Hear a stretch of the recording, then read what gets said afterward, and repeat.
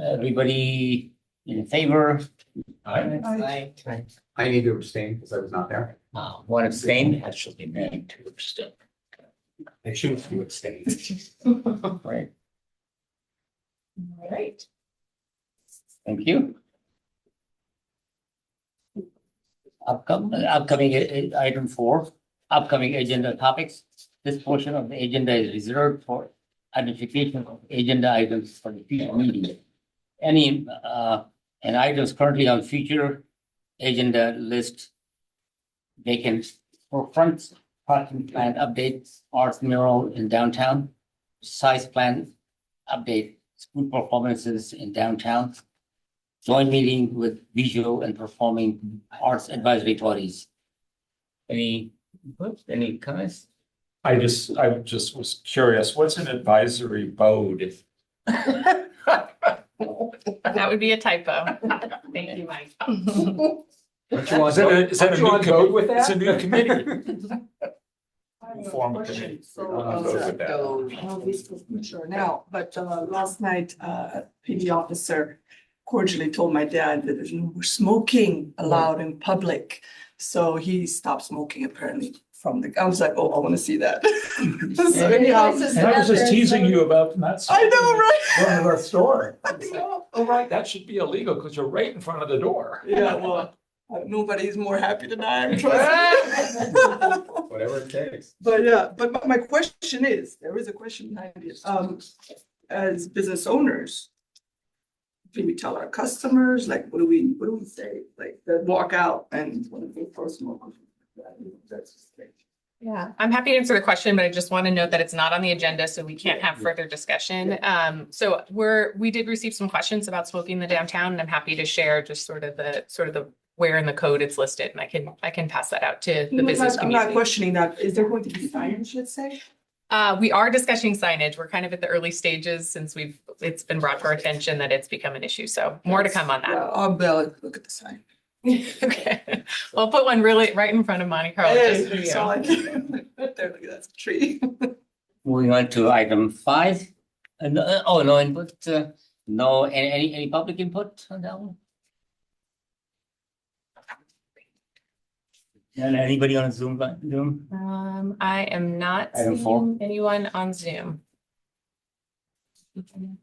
Great. Moving on to item 5, or communications from the public. This portion of the meeting is reserved for persons wishing to address the committee on any matter not on the agenda. Speakers are limited to 3 minutes. State law prohibits the committee from acting on non-agenda items. Any member of public wish to speak? No one on Zoom? No? Thank you. So what we plan to do is we will move to item 7.1, we'll move it earlier. So we'll bring it now. Item number 7.1, Police Department Transparency Dashboard. Police Department staff will provide an overview of the new transparency dashboard. Good morning, everyone. Can everyone hear me? Yes. Awesome. Good to see everyone again. Just a quick little introduction. My name is Lieutenant Crowell with the Police Department. I think I've spoken with you guys, recognize most of the faces in the room regarding things downtown. So want to give a quick introduction to our crime analyst, Carly. She's going to give you an overview of our transparency dashboard, which is now on the website and available for everyone to look at. But in talking with Amanda, we thought it'd be a good idea to kind of walk through it. Carly's the one that created it.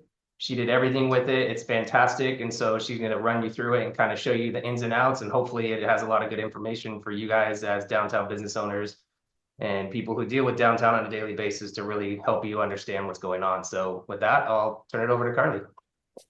Thank you, sir. I appreciate that. I'm going to share my screen if I may. This, hopefully everyone can see. Yes. Okay.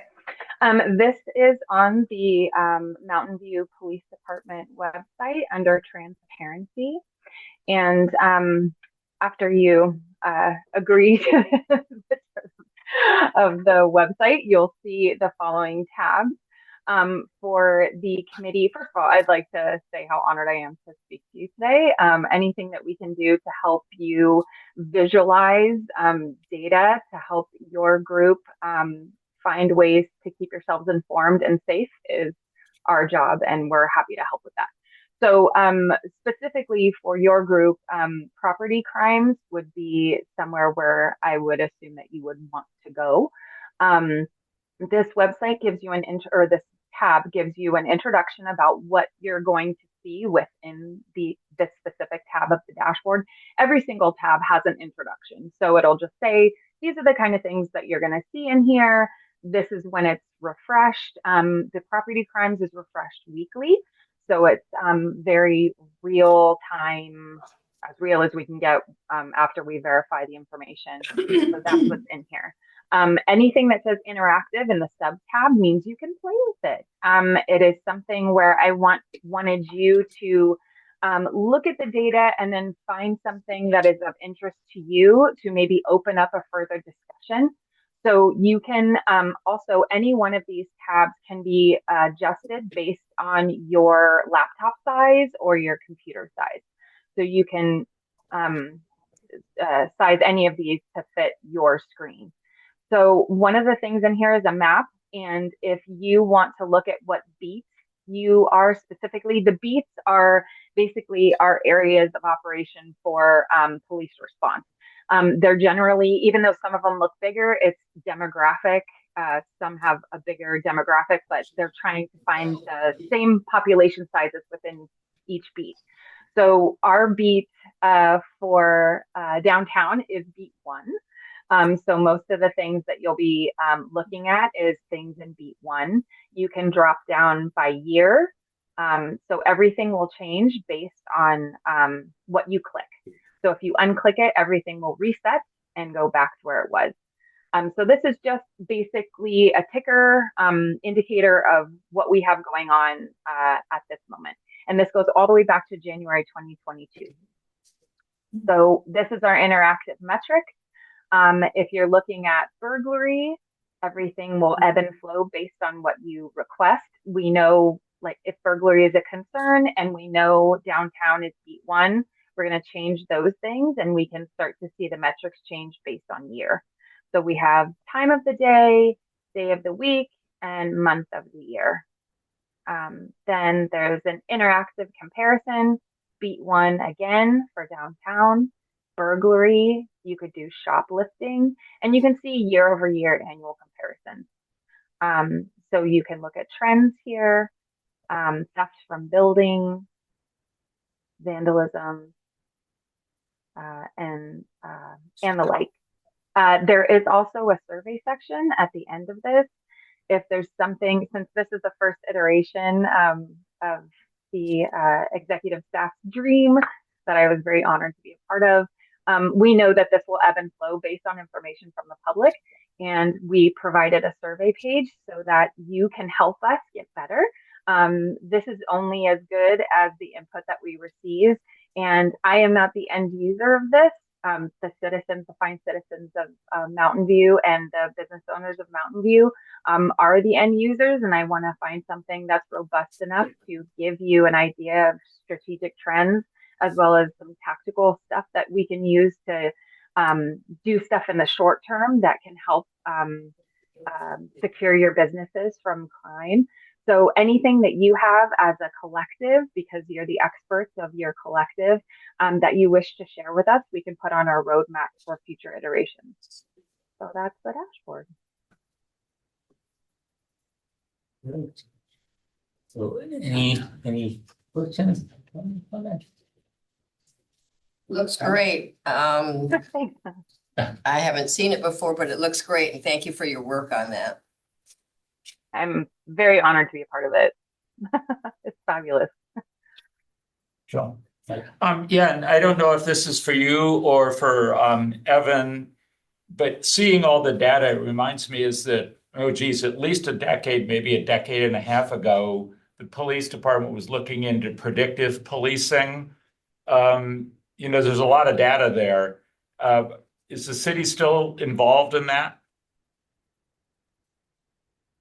Yeah, this is kind of a version of it, but yes, this and Carly has created other stuff for us internally as well that will help us understand what's going on throughout the whole city. So not just downtown. So if we have something happening that's reoccurring, we can, like you just mentioned, try to predict it and try to be in the areas to better allocate our resources. So a form of it, yes, we're always doing some of that. I think I remember the software that you were referencing. I forget the actual acronym, but yeah, it's essentially a form of that for downtown, but for obviously you guys to see. So things you want to do that where you see something's happening at a certain time, then you can, adjust staffing or adjust security measures around your business or whatever. If there's something also that lets us know, and we see it internally as well, that lets us know, okay, these are times we need to try to allocate resources, saturate downtown, saturate this area, as well as everything else in the city. So yeah, it's definitely a form of that, but it's a form for you to see as well. And then we have our internal data that we look at to make sure that if something's happening, we can try to get in front of it.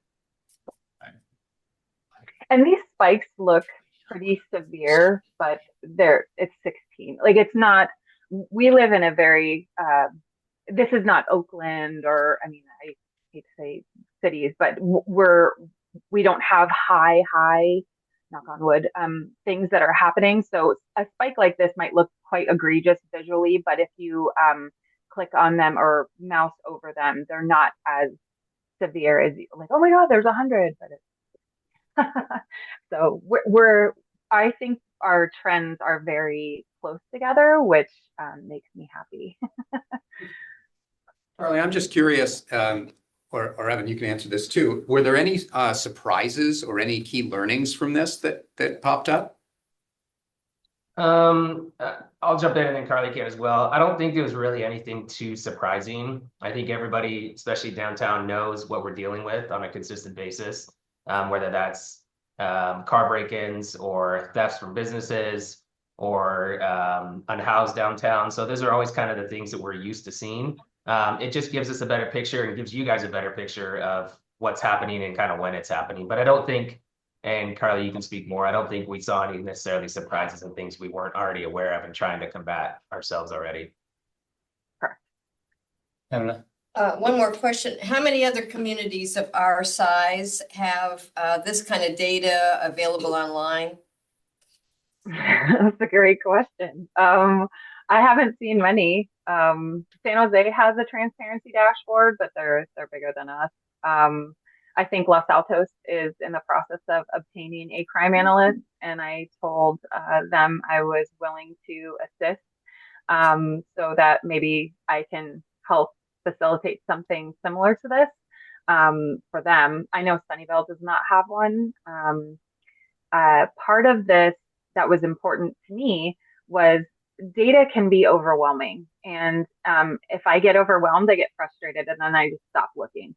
And I didn't want people to do that. And I wanted you to feel like you had power to ask questions of the data and see a dynamic visualization of that the moment that you request it.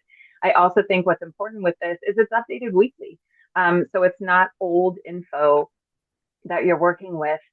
So I wanted, if I was a consumer of this or I was a business owner, what would I want to see in order to keep myself informed and do the best I can to assist the police department in making myself safe so that they can serve me as well.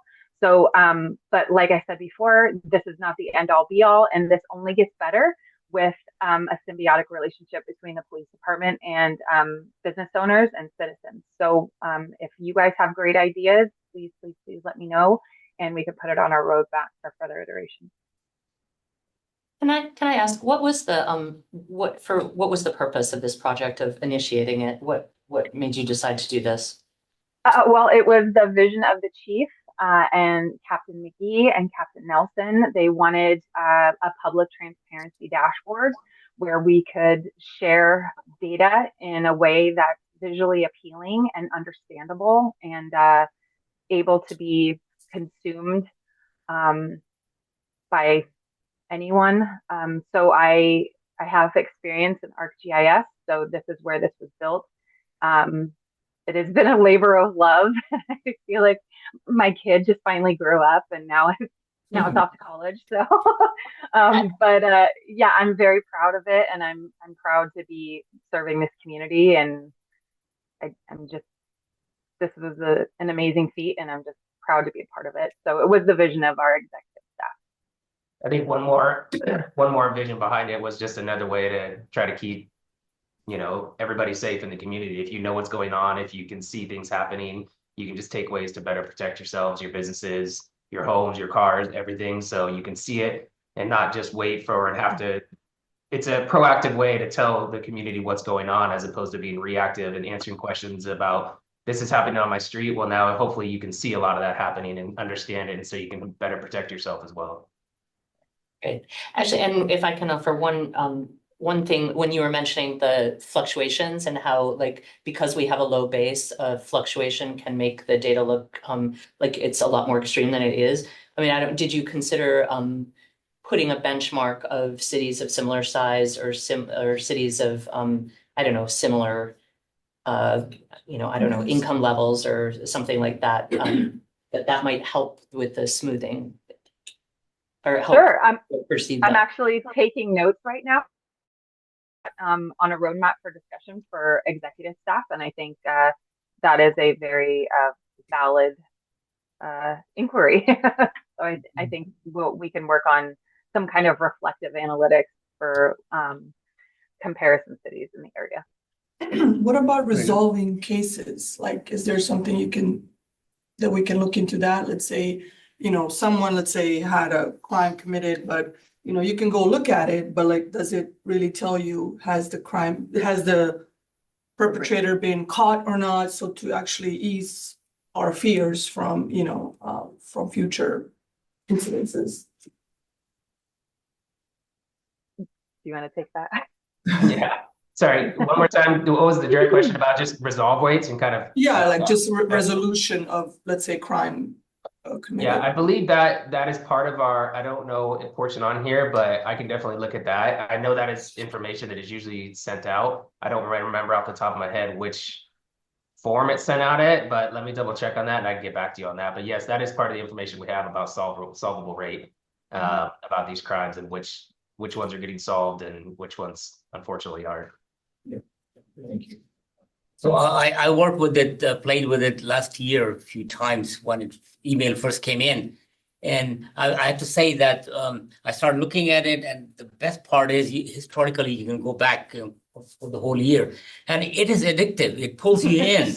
I stayed there too. It's so well done. And one other thing I found that I walked a lot in the downtown in the afternoon and at night, I get my walks done. And once you look at these things and compare with the graphs and the crime rates or other things, but your perspective changes, how you look at the downtown completely. I found it very interesting. Job well done. Thank you. Thank you. Aw, best morning ever. Any more questions? Just one last one, and that is that Mike and I were just talking about adding this to the chamber website. Is it ready for prime time? Can we go ahead and put up links and all? Oh yeah, it's on so right now the link is a huge transparency button on the Mountain View Police Department website. I'll have to coordinate with executive staff, but I think we could share that link. Yeah, I think if nothing else, I think you could just put a link to the police department on the city webpage and then just say click on the transparency one. Yeah, it's live, ready, and the more people that can view it, the better. Excellent. So any comments, public? I'm not seeing any. Right.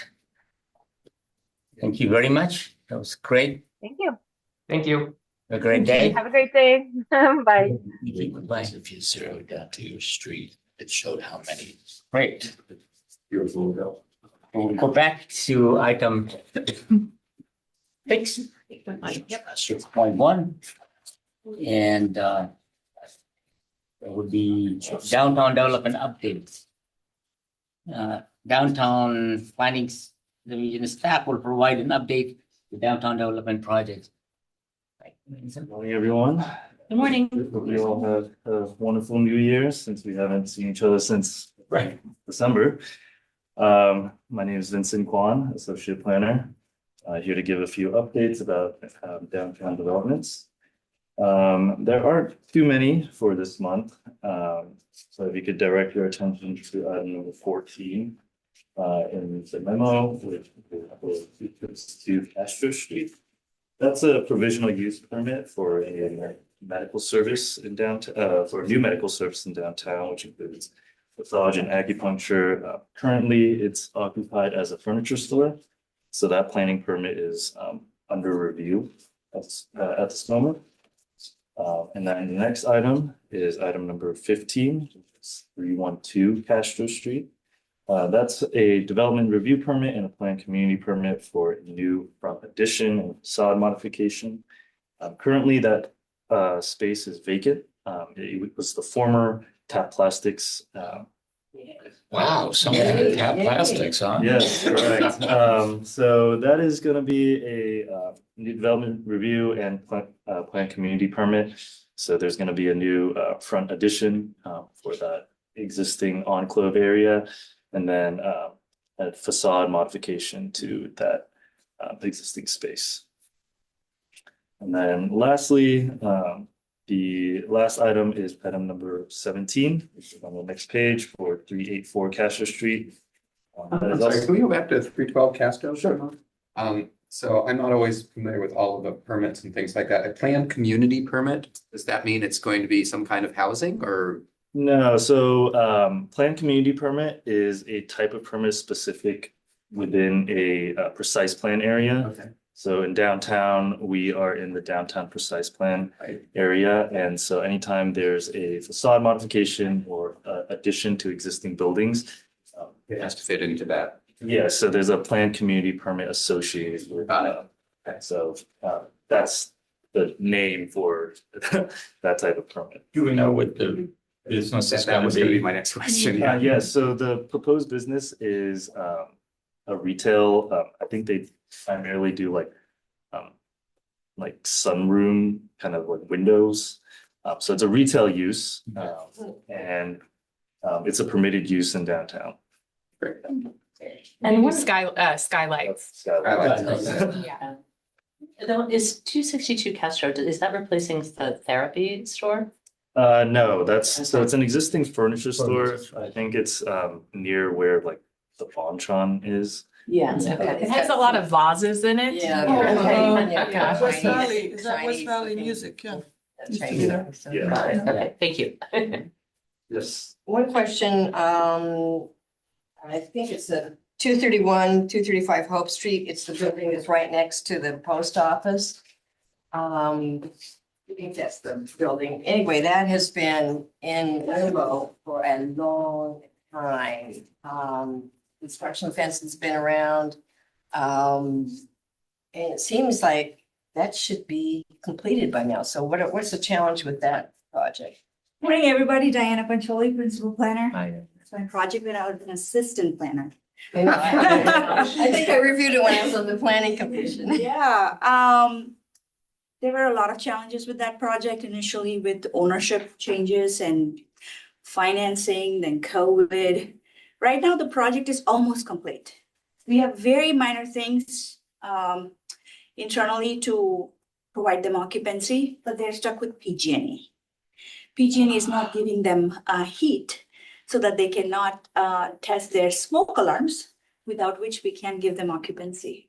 So I did touch base with the property owner and the architect as well, Bill Maston. We're very familiar with him, and he's like, yeah, we're stuck with PG&E. And now they've been given a date of 6 months out. It was last August, then November, then February, and now it's June. They just So- keep getting. This is not the first time that I've heard that there's been concerns. I worked on a project a couple of years ago that they had problems getting permit from PG&E. What is the source of? PG&E just is short on contractors. The third party, which we don't have control over. We try to reach out to our contacts. In this case also we did. We don't get much success with that. I would think the owner and the developer would be really upset. Time is money. They are. Wow, Took me a year to get my gas. Yeah. that is sobering. My, since we're talking about this particular project, is there some other legal recourse that the city has against PG&E, and has that been explored by the city attorney's office? This is a repetitive problem in not just in Mountain View, but if anybody just says, well, we can't do anything about it, if all the city started suing PG&E for messing up all of their general plans and everything, maybe PG&E would get its act together. Yeah, what I can say is that I put forward from the Community Development Department for the City Manager's Office consideration as part of the council's legislative platform to consider pushing the legislators to pressure PG&E to commit to timelier and more consistent service, particularly for affordable housing projects. So that would be, something, maybe it's incremental start into pushing PG&E. It wouldn't necessarily help businesses or market rate housing projects, but it's a known issue. And I think trying to put the energy on affordable housing, which is a significant state policy goal, is maybe a place to start with that. I know we can't make any recommendations per se, because it's not on the agenda, but I would encourage the city staff to do whatever can be done on that. It's sad to see that building sit there and sit there and sit there with nothing happening. Certainly a recurrent issue across the region, in PG&E's service area, and it's frustrating local governments across the Bay Area, most definitely. Do cities Thank you, have Dan. a person whose job is to have relationship with PG&E? Like, is there any sort of, I don't know, like in PG&E has a government relations person. Does the city have a corresponding person whose job it is to deal with the public utilities? Do you want to touch on Christine as well? Audrey Ramberg, Assistant City Manager. We do have an intergovernmental programs manager whose primary focus is working on advocacy with our regional, state, and federal legislative representatives. Also can be a point of contact for other entities that have intergovernmental affairs like the hospital district or PG&E, but it's not their focus to pursue strategies around utility access. That tends to probably happen more at the department level, whether it be for our Public Works Department or our Community Development Department. Yeah, I mean, PG&E is a massive organization, as we know. Various elements of the city organization have interactions with PG&E, sort of in the field services side through Public Works or building inspection side and community development. But sort of at that strategic engagement level, I think, as Assistant City Manager mentioned, it hasn't been a focus area previously. And I realize I didn't introduce myself. Many of you know me, but not all of you do. I'm Christian Murdoch. I'm the Community Development Director. Good morning. And to make matters worse, they keep charging us more.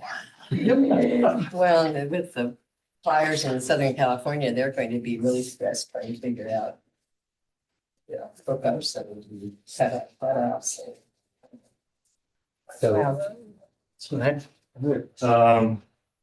Last item was item number 17 is for 384 Castro. That's also a development review permit and a plan community permit for a minor facade modification to an existing commercial tenant space. So that's, I believe, that's the new architecture office on 384 Castro Street. Right next to Lamont. Great. So that's all the updates for this month. Are there any other questions? Any questions? Any questions from member of publics? I'm not seeing any online. I'm not seeing any in person. A question, on the downtown precise plan, if you go to the city's website, I might be misspeaking. There's one portion of the website of either this project or maybe it's the next one we're going to discuss that the time frame is off. says it's going to be done October 26th. And I think one of these reports, and I apologize for not marking it. So you might want to check with websites that update the due date. We'll double check that. We're also gonna launch a subsidiary page, collaborative opportunity for downtown precise plan update as well, which will bring more information on that. Thank you. Great. Thank you. Thank you, guys. Thank you very much. Okay. Moving on to item number 6.2. Pastoral Street update. Staff will provide a verbal update on current efforts and activities related to Castro Street. Thank you. I'm Amanda Rafella. I'm the acting economic vitality manager, and just a couple of brief updates. Most of them are quite fun, actually. We've launched the umbrella share program. As we got rain in the forecast, we moved very quickly to get umbrellas out the door. I actually brought one with me. I won't open it all the way in case you're superstitious, but we've got these bright blue umbrellas. You can see the locations that they're available, and it's an umbrella share program. So you grab one, you take it home, bring it back, drop it off at one of the buckets, but really just trying to bring some fun during the rain. And we got really great response and have businesses across the downtown, all the way from the 600 block at 1 Ounce Coffee, all the way down to Orange Hummus at the 100 block. And we have some at City Hall. So if you're leaving today and need an umbrella, feel free to grab one. They're in the lobby. As many of you may have seen, we've added a new game to the 300 block. It's best described as a Simon Says. You spin, it's people powered, so you spin this knob and then the buttons light up and you try and tag them. Jamil has the current record of 42. 42. Putting that officially out there, challenging the rest of you. But it's been really fun. You know, I walk downtown most days and I see people just sort of are very curious about it. And I've had the opportunity to sort of explain to people how to use it, and they're really excited about the interactive and sort of fun aspect of it. So this is one of the weatherproof games. So we have it out now, and more games and mini golf will be returning once things warm up. I found one thing about if I'm playing with it, I see somebody is watching it, say, you go ahead and try it. Finally, the way that they tried, once they start trying, they get hooked on, let's go on. It seems we're into addictive behavior. I was just gonna say, I look into that. That's nice of you to share it with other people. All right. Well, there's a two-person aspect, so you can two-person. challenge someone. Challenge someone, yeah. So anyway, keep an eye out for that. That's on the 300 block. We have, if that's supposed to say January 2025, my apologies, I was updating this morning. January 2025, we just released the Downtown Digest. I provided copies for you here. And a couple of things in there. You can see we've got a little overview of the various assessments that are in the downtown, and some good information on some new businesses. Nick the Greek has joined downtown, which is really exciting. And we have some great exhibits currently at the CPA and one that'll be coming in soon. So more information in there, but just alerting you that the Downtown Digest is out. We have hard copies in the lobby, and I'll be bringing a stack to Red Rock later today. And that's also available online. Oh, And a stack to us. I'm sorry, and a stack to the chamber. My apologies. You're on my list, Peter. Another of the articles I'd like to highlight is about the Trusted Response Team, which is a mobile mental health crisis response. They have a presence throughout Mountain View and other North Santa Clara County cities, and can be called directly. They now have a direct line. You don't have to go through 988. If you in one of your businesses or just being out and about downtown, experience somebody whose behavior is indicative of a mental health crisis or substance crisis, you can get some help without needing to involve the police department. So in reading this, and I'm glad you brought it up.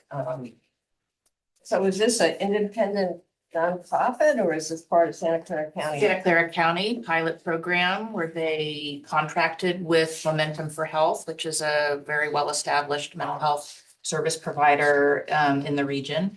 And they have 2 other teams run by other contractors in other parts of the county. but it's funded through the county. And there's some federal funding that our city, in collaboration with Palo Alto and Los Altos, received from Congresswoman Eshoo to kind of enhance it here in Mountain View and Palo Alto and in our specific team. It is primarily funded. And then this would, you just mentioned Palo Alto, Los Altos, and Mountain View. So those three cities are served by this same. More than those three. Okay. So yes, it's got a, I don't remember all of the cities, but it's North County. Yeah, and it's 24/7. It operates all the time. Thank you. You're welcome. Is this one of those programs that is going to be impacted by the freeze from federal funding? I can't say. I know that the primary funding source was the state sales tax that supports, what is it, a sales tax? It's a state tax that supports mental health programs. That channels through to the county, and then the county channels it out for different types of services, but I don't know how the entire behavioral health system in Santa Clara County might be impacted by federal changes. So I completed that course last year. Oh, great. In health first aid. It's very well done. It's We're gonna very do more of impressive. those. Yeah, I would recommend that, I mean, it was, and then you got, I would like to take a refresher too also, because afterwards, when you kind of look at it, and then more questions come in, I picked up from down there, just, Wonderful. in the lobby. Yeah. So I recommend that one. Great. Any questions? More I'd questions? just like to commend Amanda, or whoever puts this together. The graphics are great and the Oh, God, information this is is great. Hope you continue to find subject matters. It's always hard to do a newsletter. You're thinking, okay, now what do I do? There's a lot going on in the downtown, so we usually find enough, but it's a real collaborative effort between community development, city manager's office, and the communications team, and lots of various city staff. You saw some public works updates, so we coordinated with them as well. That's But thank really you. great. Thank you. Just a couple more updates from me. As I mentioned, Nick the Greek is open. And as you heard from Vincent, we have some new tenants moving into other vacant properties. We also are seeing some movement at the former Beyond Thread space. They were publicizing that a fashion retail store is going in there. So very exciting to see some new energy coming in. Specifically with Nick the Greek, we saw a line out the door at their grand opening. So there was really clearly a lot of support and excitement And for around the them. block. And did it make it around the block? I Okay. made it around. the Yeah, block. when I was there, it was inching its way down. But very exciting. And True then, everywhere if it was free. well, yeah, free food is very motivating. And as I mentioned, we have some exhibits happening at the Center for Performing Arts just across the way here from us. We have this current exhibit here, and another exhibit that'll come in place on February 25th. And not to put Kirsten, our economic development strategist, on there, but this Visual Arts Committee is currently reviewing additional exhibits? Yeah, we have, where the Visual Arts Committee is going to select the upcoming year's exhibits at next week's meeting. More to come on that. Yeah. Has Visual Arts ever looked at sculptural stuff to put out on the plaza? So it's, actually really accessible? I think in the 1990s. I think there was an event like that, but I'll actually talk a little bit more about the Visual Arts Committee work plan and things in a little bit, so we can touch on that. Yes, we have presentations from both the Visual Arts and Performing Arts Committee at the end of our agenda. So more to come on that. Thank you. And that is the extent of my update on downtown. Any comments? Any comments from member of public? Room? Not seeing any hands raised online. Great. Thank you very much. That was great. Moving on to item number 7, we talked about 7.1 already, so we go to 7.2, retail coach report. And there was a attachment, I think, look at it, city consultant. The retail coach will present their report on findings and recommendations around vacancy in downtown. Great, thank you. And I'll start off this item. So just a little bit of background on the scope. So as part of, the council's priorities and what we're hearing from the community, a lot of interest in addressing vacancy in the downtown. And so we contracted with the retail coach, who is a nationwide retail consultant and expert, to on a couple of pieces. One, retail market analysis, so really getting a sense of our market demographics, specifically for the downtown. And you'll see Charles, will be presenting a little bit more information. We're able to pull cell phone data and pull together some demographic trends. So present that. And then the second part was around both serving as a resource for owners of vacant properties. So wanted to provide an opportunity for some one-on-one consultation with retail property owners to provide feedback about their spaces, about their marketing strategies, and be able to really work with an expert to provide them with that feedback. And then also on the city side, getting some candid feedback about some of the challenges and obstacles that they're facing. And with the retail coaches sort of broad national lens, asked them to provide some recommendations on what he's seeing in other cities that have been addressing vacancy. And so you have the report in your packet, which includes all of those pieces, the market analysis, the feedback and interactions that were done with the property owners, the feedback we received, and then some recommendations in there. Kind of accompanying that is also a staff memo, which provides a sort of a additional perspective and information about some of the city's efforts. The report was really focused on kind of reflecting back the feedback that we heard from participating property owners, and the accompanying report is sort of a complement to that and talking about what the city has been doing to address vacancy in the downtown and some of the other things that are in the works. So you can have sort of a balanced perspective there of the whole picture of what's happening in the downtown. And with that, I'll pass it over to Charles Parker, who is our consultant from the Retail Coach. Thank you, Charles. We can see your screen. Perfect. Thank you. Thank you, Amanda. And thanks for having me this morning. Sorry I couldn't be there in person. So thanks for letting me video in. And kind of just to add that before I hop in, anytime we do a report that is very heavy on any stakeholder, but especially property owners and a downtown component to it, there is obviously a certain lens put on some of that feedback for that. So I imagine there'll be a level of discussion when I kind of run through this, but I did want to just hit some of the high points of the report. And then kind of have, hopefully some questions and answers and kind of talk through some of those pieces that we did cover up. Overall, as Amanda mentioned, my name is Charles Parker with the Retail Coach. We are a consulting firm that works with communities across the country to assist with retail recruitment and development. Our bread and butter is actual recruitment, but alongside of that, we do a lot of evaluation of downtowns and citywide projects of how do you work and best position yourself as a community to best attract new retail, restaurants, hospitality, entertainment.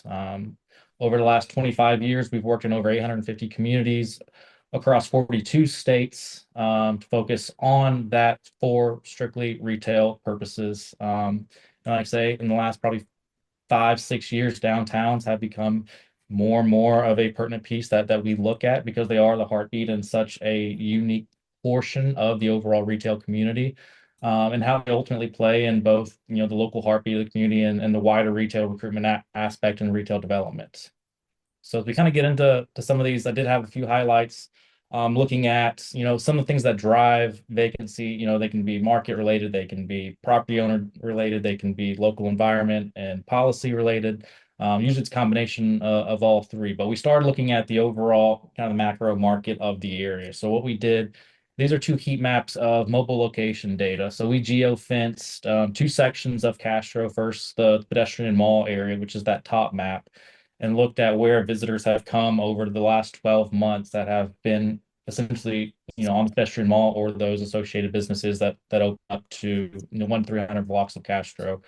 And it really was showing how strong and how far reaching the overall stretch of people who have been in downtown Mountain View is really the entire region. That's probably connectivity, that's probably driven by workforce and job locations, home locations, and also activities as well on weekend activities. So that's just around the clock over the last 12 months, kind of shows our overall reach, which shows what a destination downtown is. The lower map is the 400 or 500 blocks of Castro Street.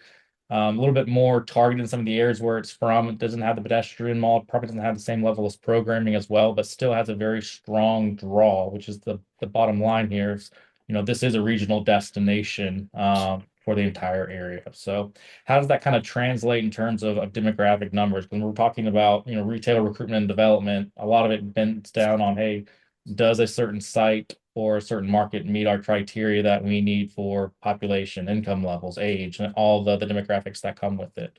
So we kind of drew a custom trade area based on, those cell phone maps and based on the visitation data, say our primary trade area is really this chunk of the Bay Area, Silicon Valley, to check out. So, I mean, we've got access to 1 million people. Our median age is under 40, which in the retail world, that's the big piece is you want to be under 40. And the average incomes, for the area are obviously really strong in what retailers look for. So that's the regional aspect of it. But we also wanted to hone it down a little bit more to really just, hey, what does Mountain View look like? What's 3 miles that, hey, this is their backyard. This is probably, if not top 1 or 2, it's top 3 or 4 areas that they're going to for entertainment, food options. Most of this can walk to it, bike to it, public transportation to downtown. And overall, we've got over 150,000 people. I'll say still under the 40 average age threshold that retailers like to see. And again, really strong incomes that really point out that we've got a very strong market that a lot of downtowns would like to be able to boast these numbers.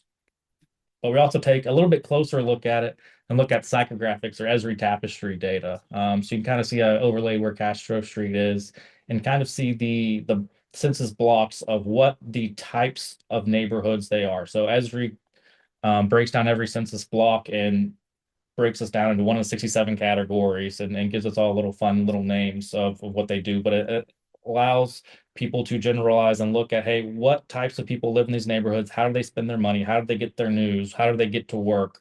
Kind of a full profile of their behaviors. And a lot of retailers look at this. So for us, we had see right there a lot of 3A and 3C, which is they describe us as trendsetters and lattes and laptops. So there's a whole profile for all of those, but it's essentially young professional class, some empty nesters, some have young families look at it. But the big thing that stands out and why it's important to retail and downtown specific is how they're spending their money. And the big takeaways there are, trendsetters spend 25 to 30% more on food, apparel and services and entertainment. Things that if we're promoting vacancies in downtown, these are to say, hey, this is the neighborhood that you live in. We spend a lot of money on the types of retail goods and services and entertainments that need to happen. Lattes and laptops, the other group that's the third largest in the area, spends nearly double the national average on that. So all that to say was we have a very strong market and a very desirable market in the terms of what tenants, retailers and developers look for when they're trying to say, hey, do we have enough people in the area to have a successful retail, entertainment, restaurant type of use? Then on top of that, obviously the Caltrain station, ranked 3rd as the origin station out of 29 in fiscal year 2024. So on top of the ones that are in the immediate neighborhood, we also have the high connectivity and high access, which is why I think we saw such a ballooning and such a regional coverage in our mobile location data map that we covered a second ago. So we also, I'll say that was kind of the first section and all the reports that come from, I think there's probably 10 or 12 reports that kind of accommodate all of that. Amanda, I'm sure you can make that available, the full reports if you want some light reading one night of where all that comes from. But that was the market analysis, say, hey, what is the potential for this area just as a whole, a very high level. Beyond there, we reached out to and tried to meet with as many property owners as we can. Our team, along with city staff, I think it was over a dozen property owners and vacancies that we had reached out to touch base with. Ultimately, we had a very low participation rate, which again limits some of our feedback that we have. But these are the main ones that we ultimately ended up focusing on. You'll see kind of the full breakdown of each of these properties in the full report. I'm not going to go through that today, but with the exception of 360 Castro Street, that's obviously a keystone property in the downtown.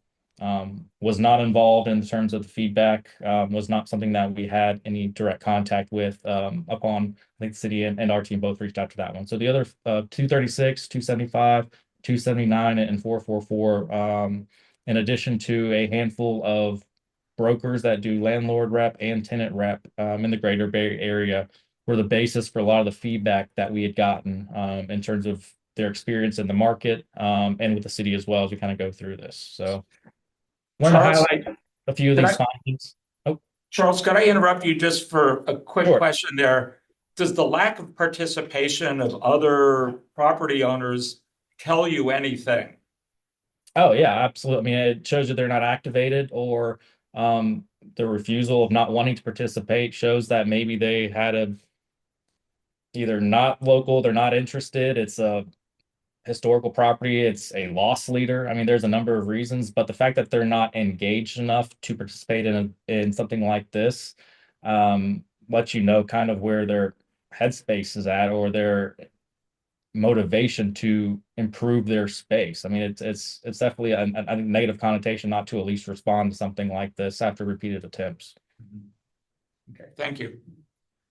I will also just say, we do have a lot of property owners that don't live in Mountain View, who may live in other parts of the region or other parts of the country. And so that, or the world, yes. And so that can provide some level of barriers as well. They're just not local.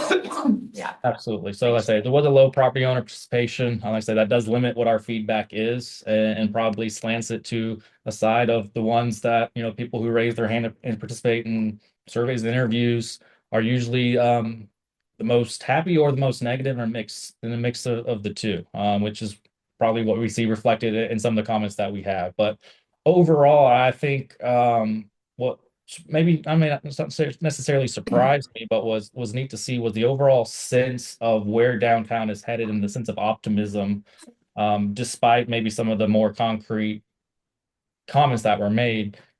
There was a very strong consensus of this is an area that is doing well and is on the right trajectory, that they can be successful, both as a property owner and developer, or as a tenant. But they have a strong area around them in terms of what their trade area looks like in their consumer base.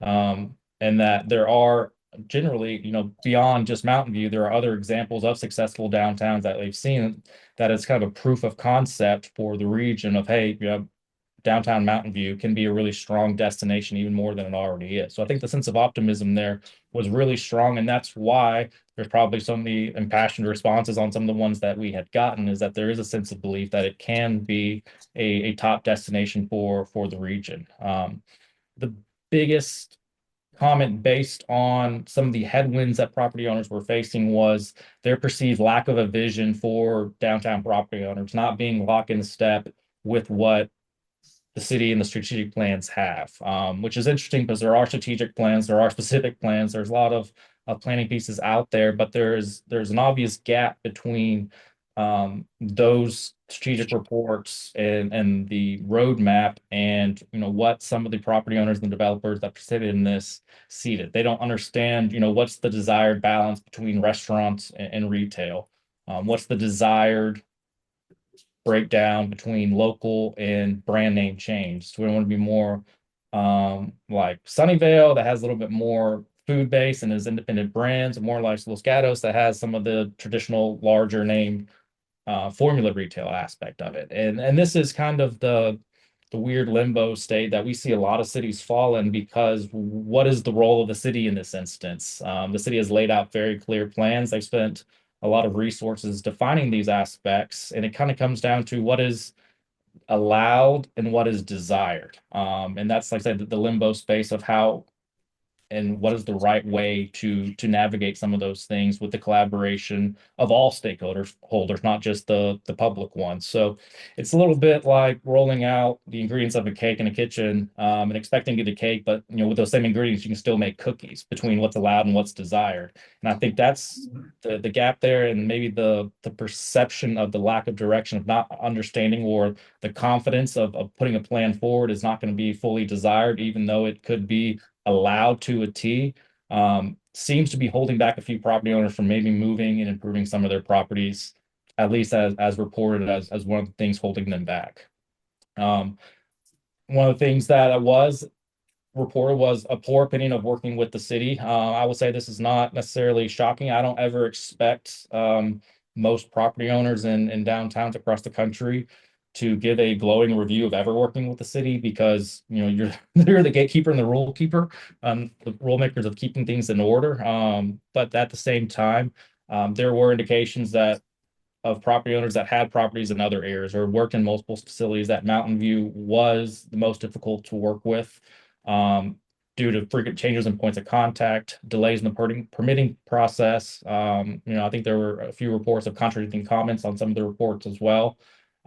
This would seem that as a pain point of it was a difficult process to work through. That in itself is good and bad in a sense. And if that's your biggest problem, that's probably a lot easier to fix than we don't have a very strong market. And something that is very perception based. There are quick fixes, relatively speaking, to especially perception changes for that. I do want to point out some of the other things that maybe we expected to find but didn't find.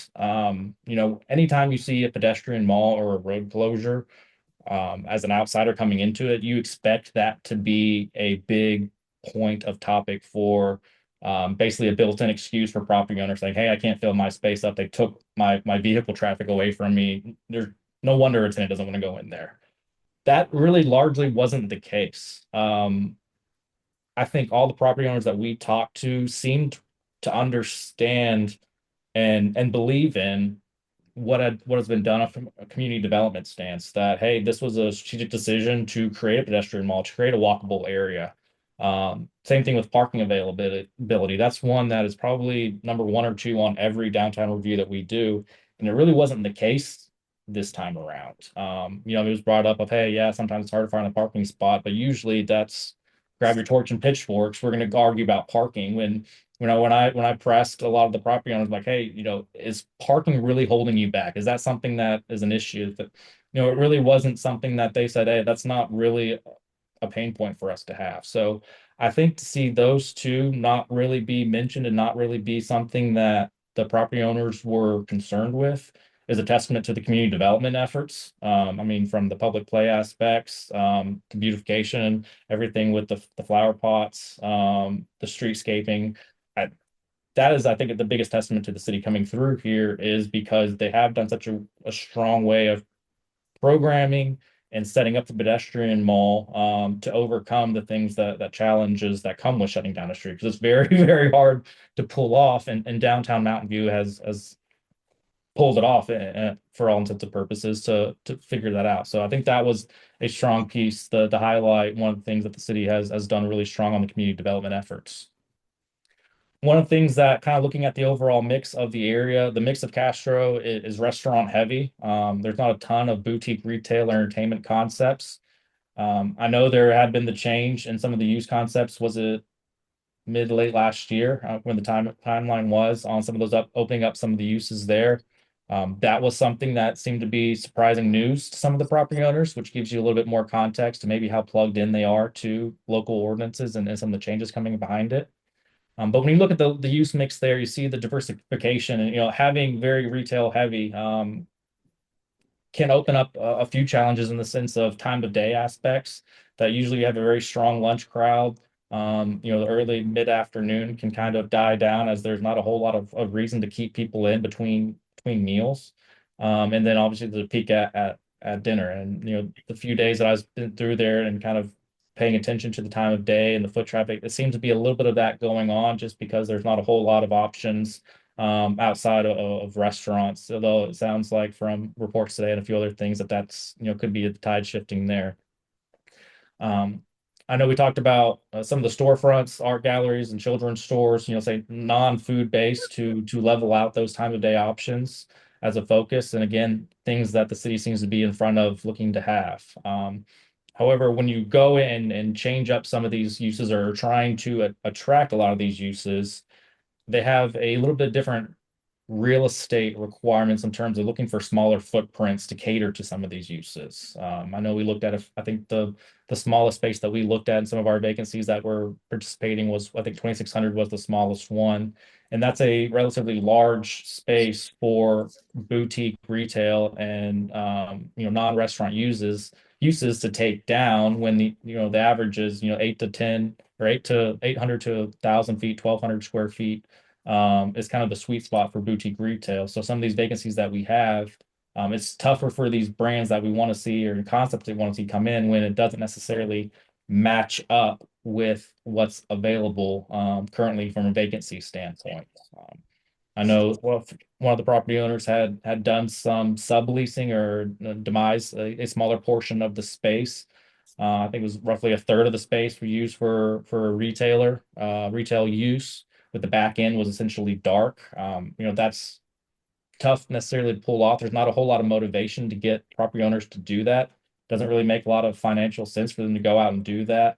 You'd like them to either improve the space, add bathrooms, add amenities to make it easier to do other change of use. But again, when you have a large space and you're looking for retail, those things are a little bit odd and out of sync that it's tough to make those types of projects pencil. So if you're looking for strict retail and you have a 3,000 square foot space, you're a little bit at odds with what you can do for some of those aspects. I say overall, we kind of see that the main piece for some of these vacancies was a disconnect between the spaces themselves, what's available, and then the demand for those spaces and the uses that are approved for those spaces. It kind of leaves in the property owners the ball in their court to improve or change their space, which is something that is tough to make them do, and tough to do a carrot or a stick aspect for that.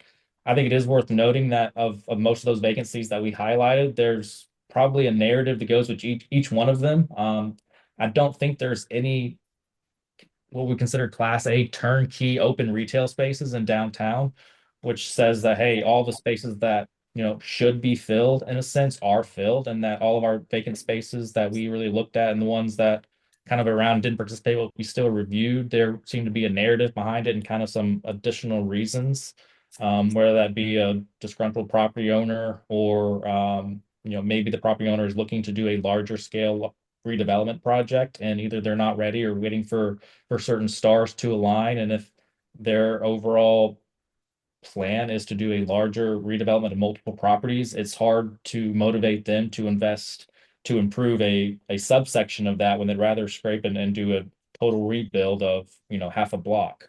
So that's the larger pieces to look at. Like I say, because there's not turnkey, ready to go Class A vacancy, it doesn't seem like it's very much a market issue. It seems much more on the property owner side of things and properly motivating or incentivizing and making it easier for them to fill up their space on that aspect.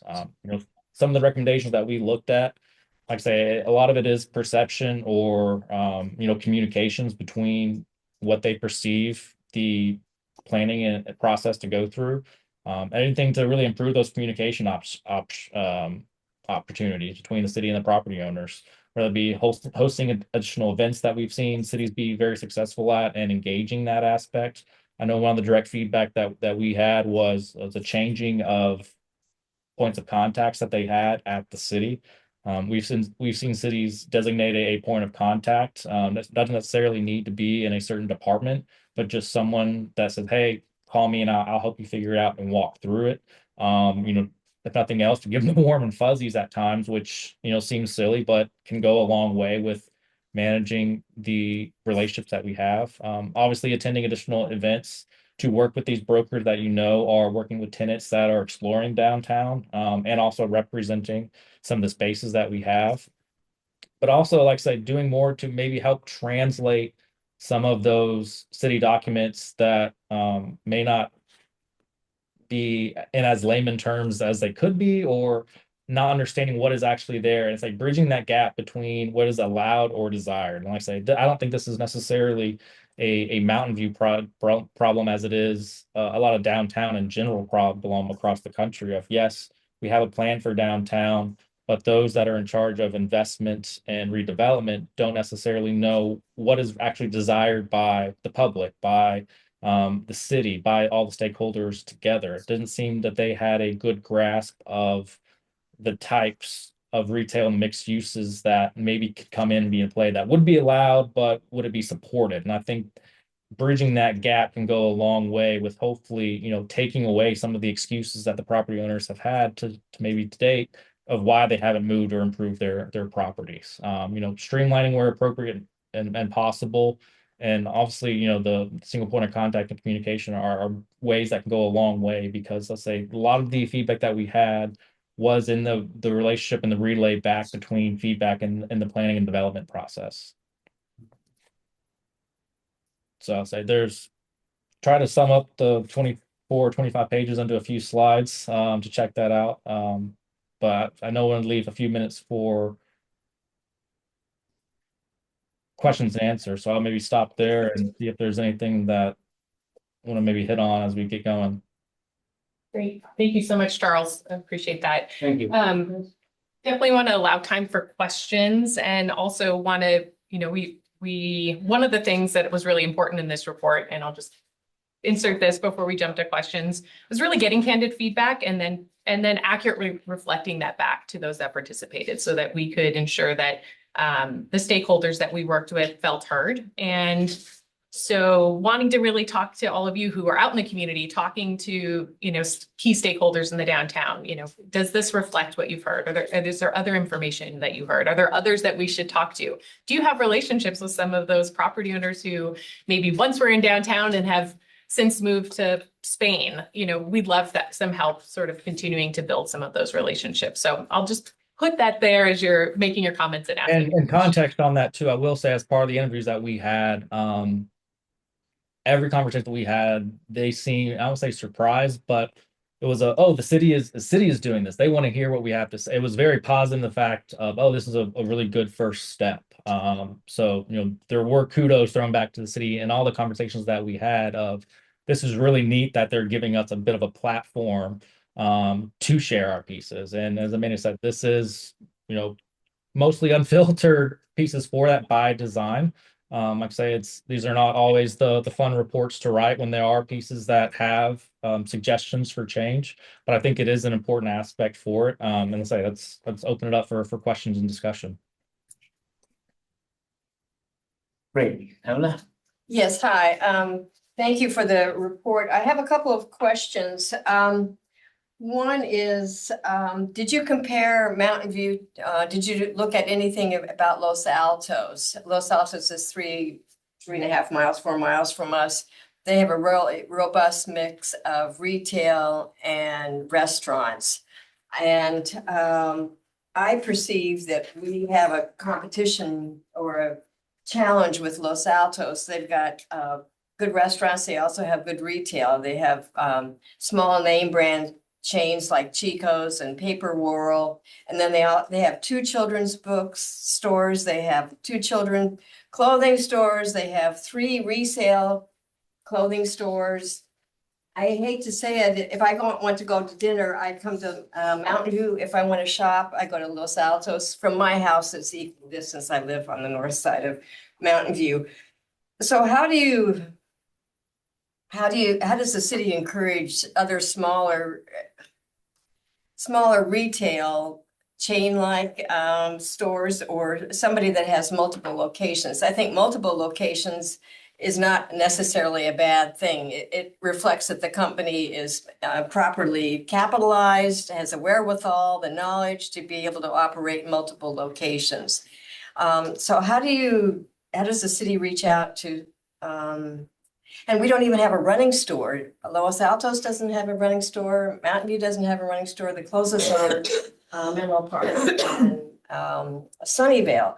So I really see that we have some needs that need to be met with the retail trade for Mountain View. And that's more of a statement than a question. So I'm sorry to go on so long. Yeah, and I think it goes back towards, how our current use mix is in downtown. Like you said, it's very heavy on the restaurant side. And is that by design, or is that naturally how it's just kind of it's worked its way out? And if there are things like the running store and there are certain retailers that you'd like to attract, do we have a spot for them? Where, if we went in there and went shopping, hey, you should really open up a store in Mountain View, what spot would you put them in? Where would you suggest that they take a look at? How would you connect them back? And I think that gets back to some of our inventory pieces with some of our property owners, that would they take down, the vacant 3,000 square foot, or is that running store over there more in the 1,800 square foot? Can they afford to take down 3,000 square feet? Like I say, there's 100 ways to figure that out. I mean, there's everything from the PUPs and conditional use. Do we open it up? Do we somehow figure out a way for that property owner to create a lease that's matches up those tenants? But I think that gets back to where we're at with some of our vacant space is not in line with some of the retail uses of what they're looking for. They, like I say, across the board, whether you're, Macy's, Sportsman Warehouse, restaurants, everything's downsizing. And, you know, a lot of we see in downtowns across the country is the traditional 3,000, 2,500 block square space. And that's just not really what a lot of these retail tenants are looking to take down right now. So it is kind of gets back to the retail component to it, of what do we have to show them in terms of our use mix, and who's going to be the first 2 or 3 strong retail uses to kind of turn that tide and saying, hey, we're not just a restaurant destination. We can also do shopping as well. And it kind of has to get to that critical mass to where you kind of have a, hey, there's enough shopping here. We're not just going for one thing. We're going to shop. I think we have that on the food side. We're not going to eat somewhere. We're going to dinner and we'll figure it out. But we don't have that complementary mentality on the retail side yet.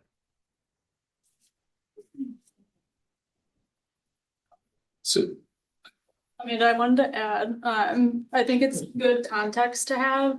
Los Altos, a lot of the properties are owned by one person, which can be good and bad. But in the case of Los Altos, it's good.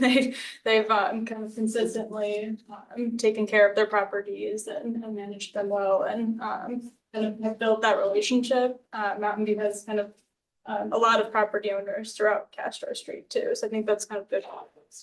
There is certainly more, obviously more diversity in ownership here, which I think probably puts a stronger influence on how do we make sure we're managing those and trying to do what we can to make sure that we can motivate or incentivize those property owners not to just sit on their properties. I'll make one more comment. I conduct walking tours with the Historical Association once a month, and walking down Castro, I always get questions from participants: why aren't the spaces leased? Would you say it's available for lease if you'd like to? Well, I try not to be. Anyway, so people really notice that there's spaces that are empty, and they want to know, why are some of these spaces open for a decade? You know, what's the problem? I know it makes it worse when they seem to be grouped a little bit more on parts of Castro. You know, especially the 300 block has 2 or 3 property owners that are kind of has some properties grouped, which, you know, when it's broken up and you have a 94% occupancy rate, it's not a big bad. But when that 6% is in one area, it now becomes a whole. So it's right. And if I could just add as well, Pamela, one of the things you could say is actually some of them aren't vacant. Some of them have tenants that are working through permitting processes. But, you know, actually, I just wanted to note, you know, 2 of the property owners that we spoke to, either one has a tenant that is, you know, secured, and a second one actually has is in deep negotiation. So we may start to see some change and less of those properties being asked on your tour. I'm sorry. Yeah, I mean, I think when we started with like our top 12 vacancies, I think 4 or 5 of them now are going through planning process in some version of it. So, I mean, that just speaks to the strength of the market, that people want to be here. And it's let's say in any city, it's always a process to get through it, but to have that many turnover this quickly is just another proof of how strong the market is. So a couple questions. First off, has the retail coach, have they been also retained for recruitment and coaching, or just analysis? So at this stage, we've just retained them for analysis. We are actually working with another consultant team to assist economic development with, you know, now moving into sort of implementation programming to address some of the vacancies. So we're already moving into the next stage and working with another team on that. Then the second question is sort of like, and it's an easy sort of thing, is for businesses where something is happening, but it's not apparent. I mean, have we ever thought of, you know, you get the old ABC sign, we're looking for a liquor license. Have we thought of having coming soon that we do, you know, just it's part of the community's Well, I appreciate you teeing that up for me. We are actually actively working internally on a pilot program for vinyl wraps of windows. We need to, we're pricing that out currently. But yes, we agree. I mean, one of the things that we've talked about is how effective malls are at that, because they put up the mall walls and you have, you know, really beautiful graphics and you know what's coming and it helps to build excitement. So it's one of the strategies that we're looking at, because having, you know, plastic wrap on the inside of a window for a construction site, it's great for keeping the dust in, but it doesn't tell the story on the outside. So 100%, we are looking at that. And so as a, just to push back a little bit, because one of the things, we do an awful lot of looking at in Mountain View. How quickly do you think something like that will be functional? I think it's a really great question. So I will say we are operating on a reduced capacity. Our team is down from 3 to 2. So we're doing our best to prioritize. The Christian and the Community Development Department are bringing the Economic Development Division some extra resources. But I will say Kirsten has assisted in starting to price things out. We need to collaborate with our planning colleagues because there are some rules around the amount of windows, percentage of a window that you're allowed to fully cover. So there's some rules that we have to be thoughtful with and make sure that we're working within, the confines of feedback we've heard from the community about what they want. So there's some navigating that has to happen. It's not as easy as we're just going to go and do. So we want to be thoughtful about it and make sure that it's rolled out in a way that is sustainable and in line with our existing rules. So yes, we'd love to be able to just go and do, but it is part of some of the challenges that we face and is implementing is, as you know, Mike, very well, there are a lot of rules and there are a lot of, community guidance that we've received over the years. And so we're trying to really thread that needle. And I'll just put this last one out there is so if the city has this much difficulty navigating its own systems, think of the poor, private sector having to do the same. And maybe that is something that staff can take back to the council is, you ask why it takes so long for us to do stuff. It's because we have so many, T's to cross and I's to dot. And if it's hard for us, it's hard for our businesses too. And just real quick, how is because I talked to one of the property owners, in her senior stage of her life, and she's very comfortable where she's at, but any investment into her property would mean higher property taxes, reassessments.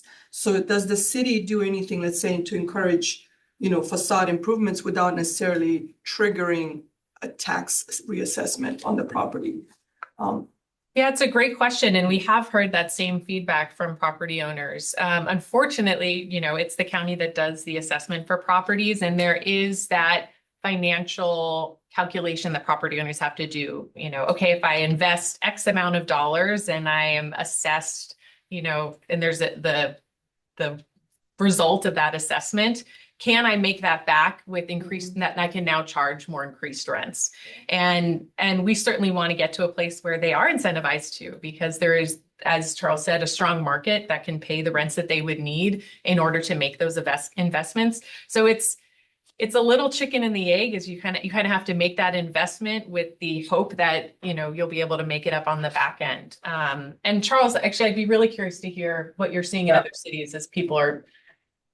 I would say that was a big part of the conversation that we had with a couple of the property owners is, we have to improve it, but we don't know if we want to make this more restaurant or if we want this to make this more retail. And to do a pro forma, they can go and do a feasibility study and figure out, hey, what exactly can we charge our lease rates and figure out what tenants fit that. But I think what may be a missing piece is the confidence they have with going in and putting in all this money on a pro forma on the front end, if it's not going to be something that is going to be supported in general. I like to say not allowed, but supported, because there's a difference between those two.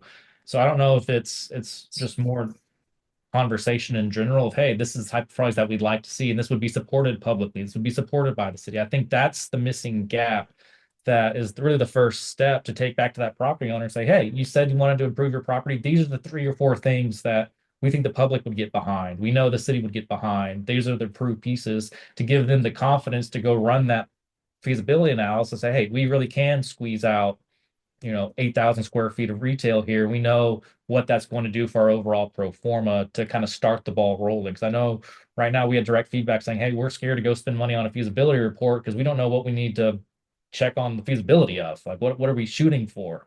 And I think that's just, like I say, it's not necessarily the role of the city to do that, but I think it can be part of a collaboration of stakeholders of, let's say, what's desired for the area that we'd like to see some of these buildings improved on. Peter?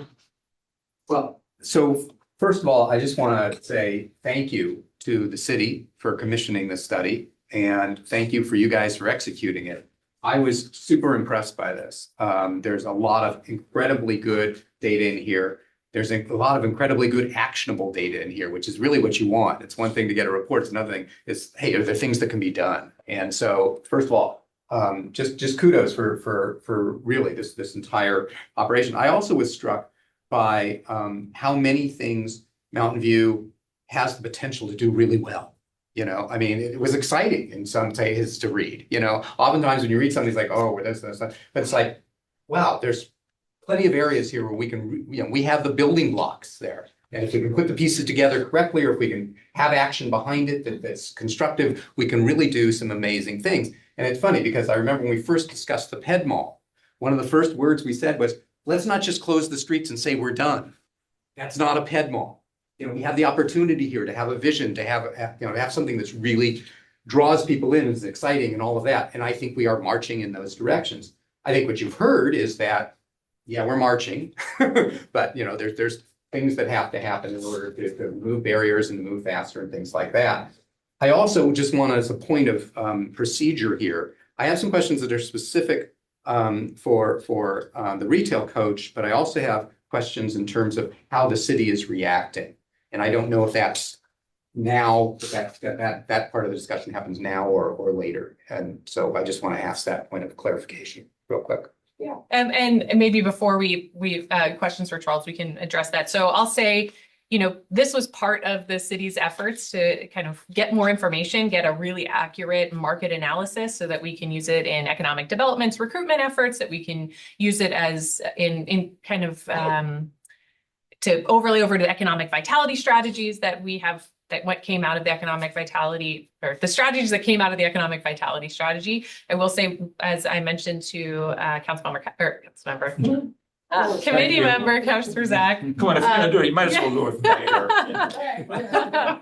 That we do have a contract with another consultant team who is helping us specifically on what are the kind of programmatic next steps, what are the things that we can immediately begin in terms of implementation. I'll let Christian speak to some of the other pieces that is already underway, like the update to the downtown precise plan. But this sort of comes in line with a number of in progress initiatives and projects. But yeah, thanks, Amanda. So I think with the attachment that we shared as well yesterday, I think we wanted to highlight that we are already taking action on a lot of these points. I think, you know, not all of the news was news to us in terms of what was in the retail coaches report. And so already putting things in place like the one stop, making amendments to the downtown precise plan, incremental amendments to make certain uses easier to open without needing a use permit. Those and other actions, right, that are already underway will soon come to fruition and I think begin to have impact.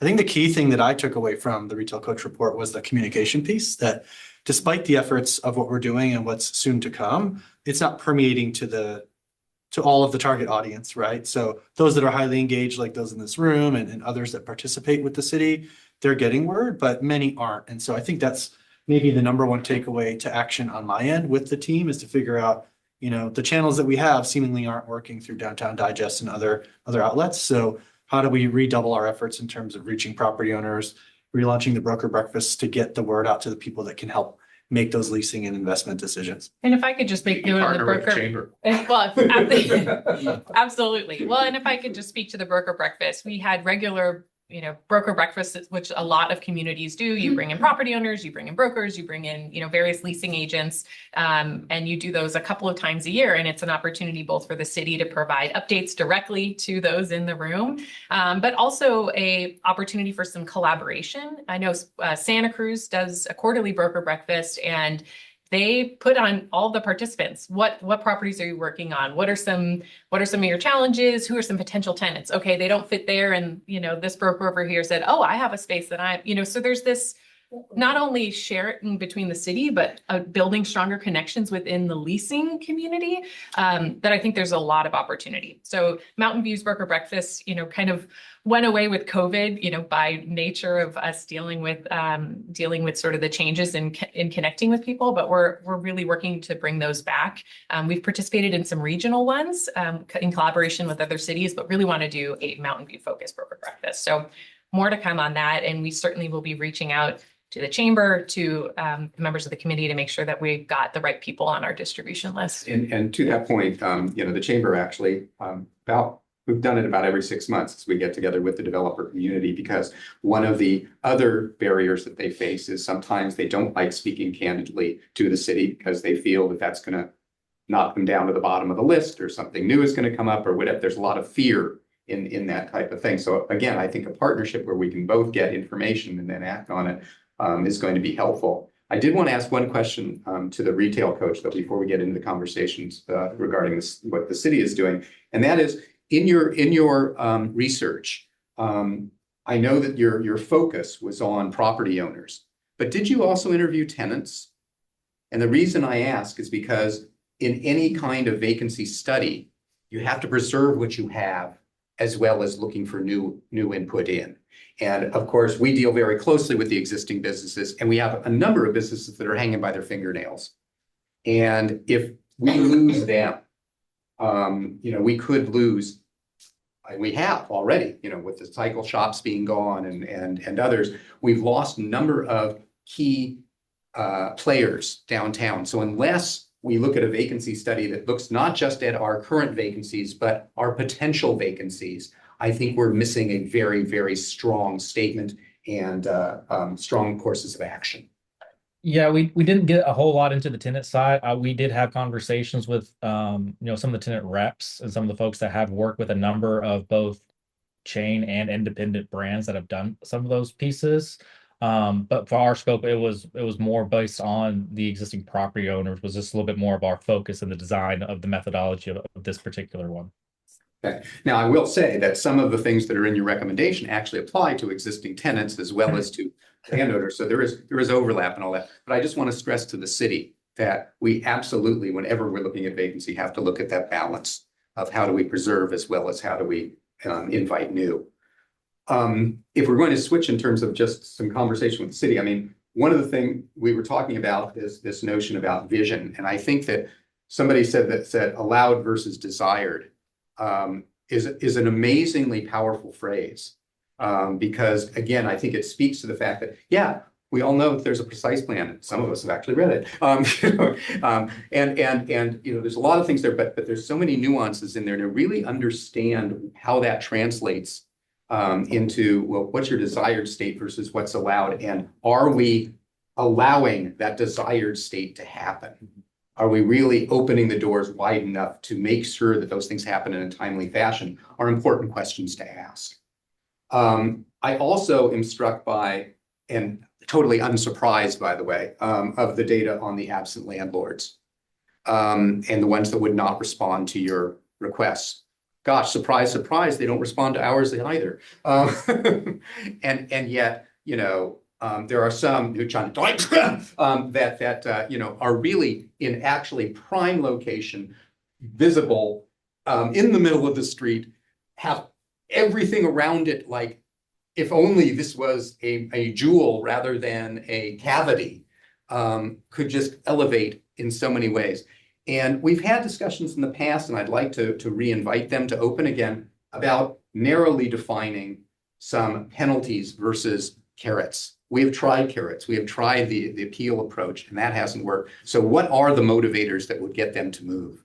And I would love to have, whether it's the retail coach or someone else, weigh in terms of when you've had that kind of situation where they won't return your calls, they won't talk, or they won't even, we're not going to sell for 20, 30 years because it's They just. won't even talk to their own broker. I understand. I understand. And what tactics have been used in those cases? Eminent domain. Well, and again, I certainly appreciate that the city has restraints on it, both economically, both technically, and perceptionally, however you want to say that, in terms of you can't just do a vacancy tax. That has too many negatives associated to it. Can there be something, though, that's narrowly focused so that that particular site can fall into that category of penalty? Thank you. What are solutions? What are solutions? And so I would look to, I know that the city has tried, I know that we have tried, I'd love to hear what outside advisors would advise in terms of how could we shake that up.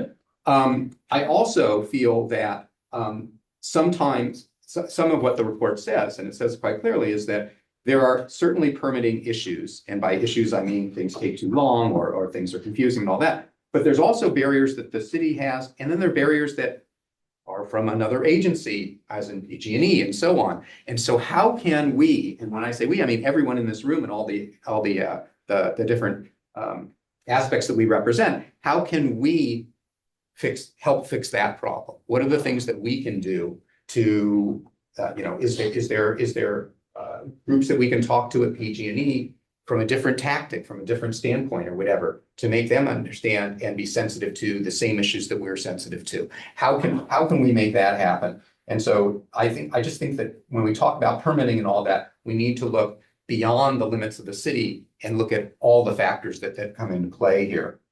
And finally, I just feel very, very strongly in, what can our businesses do to act on some of these activities? This isn't all on the city, so for example, if we could do some campaigns where, whether it's coming soon or something as simple as a coming soon sign, but, for example, a lot of the data in here, I would think, is extremely helpful to some of our businesses.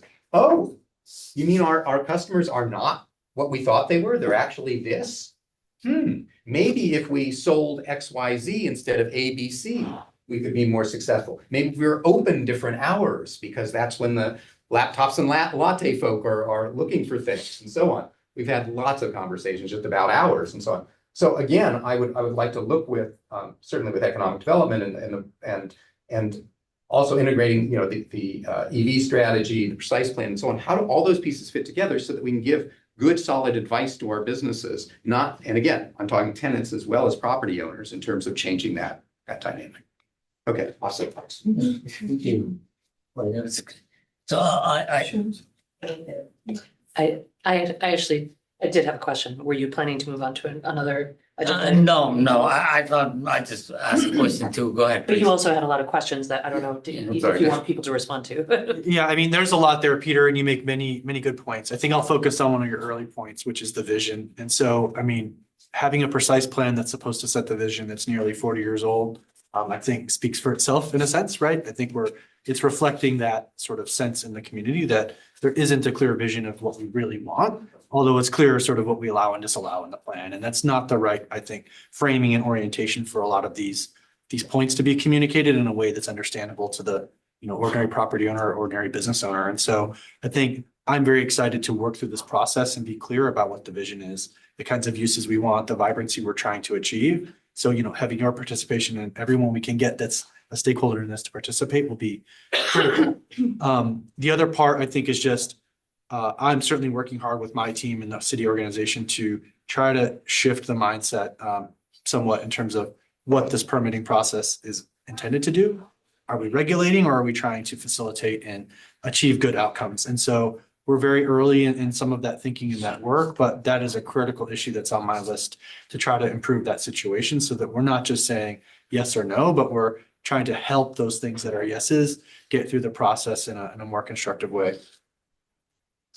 And if I could just speak to talking about some of the property owners we've had more difficulty engaging and getting spaces filled.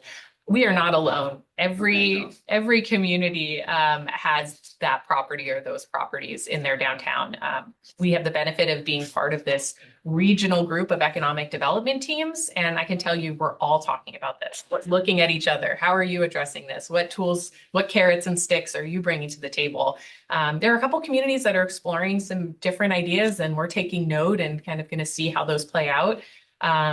But yes, the council was very clear that they wanted to, put a vacancy tax in sort of the long-term priority list. So we're looking, what other tools do we have that can kind of try and get at some of those issues? Yeah. Speaking of fair use and access, the other day I was walking down on 100 block and I talked to a couple of the restaurant managers, and we talked about the whole plan that went from 5 years now to 10 years, as far as like finishing up the pet mall. And the first question was, why don't they open up Evelyn Access then, right? Since it's going to take another 5 years to even come close to being finished. In the meantime, have access to downtown directly into the parking area, you know, coming into Evelyn from Central, they go directly to the parking spaces. So I thought that was a really good point, just to transfer here. And they're like, well, tell them. I'm like, okay, I'll tell them. You know? Open up the S curve. Yeah, you know, just like to have accessibility and taking down some of these temporary barriers. And then once the project continues, yeah, continue, but just like have in the meantime, maybe some. Maybe that'd be, yeah. One of the things I'm hearing you say, Maria, is let's look at the priorities too. Yeah. As we look at the 10-year plan, what are the priorities? What is now that we can do? Right, and right now, access, so that you can do the other things is a prioritization, yeah. And I think it would help those businesses that are on Castro. Access is huge, right? You know, and so the other day we had a guy just drive in with a bike, just all the way to 200 block. And we're like, what are you doing? And he's like, oh, I thought it was, we're like, okay. You know, tells you, you know, like he didn't want to take shoreline. And Yeah, I had, looking at this report, I noticed that 2 of the, 4 that you identify are blocks of like with an unmotivated property owner. And so you said that this is a problem in other cities in the region, and I'm also interested. So a couple of, like, I had a question and a comment. So I had a question for the retail coach of like, how have other cities handled this, where you have maybe, folks whose, their buildings are paid off, they're not really financially motivated, but they don't want to sell them and they don't really want to put any money into them, and it's a hassle and so on. I mean, sure, you can streamline permits, but still it's a lot more hassle than doing nothing.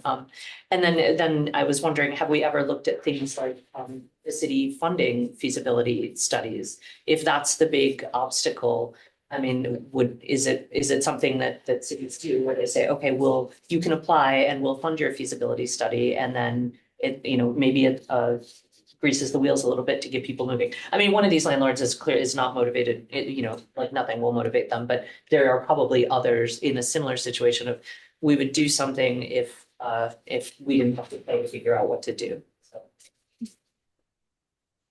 Yeah, and I will say for something like that, like these ones that we're really highlighting, there's a narrative to all of these. I think that in itself is telling, is that these aren't just standard vacancies that are open and waiting to be filled. Those already been filled. I mean, that can show strength of the market. So what we've seen in situations like this, where you have long-time historical property owners, I mean, it gets back to collaboration and just flooding with back and forth information. These things that we're doing, these are things that we've looked at. What really is holding you up? Like, is it, you say you don't understand the vision? Well, let's sit down and talk about it. What do you need to hear about the vision? And it's just really increased collaboration from that aspect. And it's a lot of work in the sense that it's man hours and it's sitting around table and talking. But again, I think my overall takeaway for downtown Mountain View is that look at the Ped Mall, look at the number of ongoing projects going through redevelopment right now. I mean, these are all things that are moving very quickly. Ped Malls are extremely difficult to pull off. It's been pulled off. Right. And it looks great. And, Amanda talked about even the umbrella type stuff, all those things sprinkled on top of it, the programming of it point towards it. So, despite having some of these pieces and vacancies that are, large pieces or eyesores in some sense, there's a narrative to it. And I think because of that, it's not just a blanket change of code or change of policy. It's, hey, we've got to figure out, more of a one-on-one basis of what's it going to take and open up conversations that way, more so that, hey, this is a departmental change. I mean, it's a nuanced situation more so in these cases, which again points back to the strength of the market. Right. I mean, that was another point I wanted to make, is like, it seems like you guys have done a lot of communication, and I think just my personal opinion, it might not be more communication, but like one-on-one communication, because like a newsletter, these folks are not opening their email, and so it's and I'm sure I'm not telling you anything you don't know, but like it's got to be like one-on-one with the sort of the harder cases. You have to mayor and the city manager. You have to crack the tough nuts to crack, like on a one-on-one basis, because I don't think, it seems like they don't respond to sort of broker breakfast. They're probably not going to turn up to a broker breakfast. They're not going to open the newsletter, so it's got to be like a one-on-one thing. And I will say, I point blank out, there is an appetite for redevelopment there. what does that mean to everyone? A little bit different, but there is an appetite to do something. It's just the stars have to align. And what does that mean? That's the back end that's figuring it out. Right. Great. I'll just I ask quickly because we have some other items to hear. One is I was wondering about what Marina was saying about the developing the facade and all that and tax issues. Can cities all together tell the county that this kind of issues we're having, maybe they can solve at the county level? They'll trickle down here, it makes a difference for us and the other one is the breakfast you're talking about. I think we should be talking to the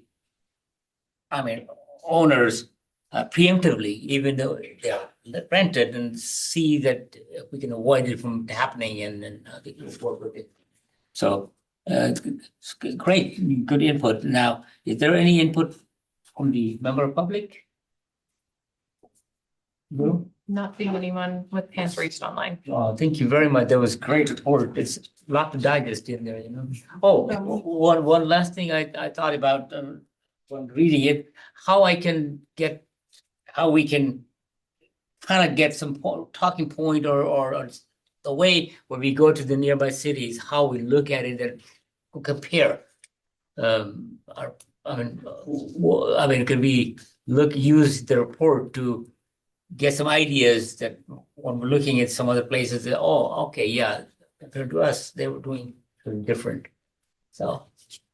Yeah, and I can probably get with the man. We can probably get a kind of one pager of talking points or things to keep in mind. If let's say for that mentality, if I'm going to another downtown, yeah, how do I relate what I see back to Mountain View for like idea generation? I can probably get with, like I said, we can probably get some ideas put out and some bullet points to expand on that if that's something that's of interest. That'd be great.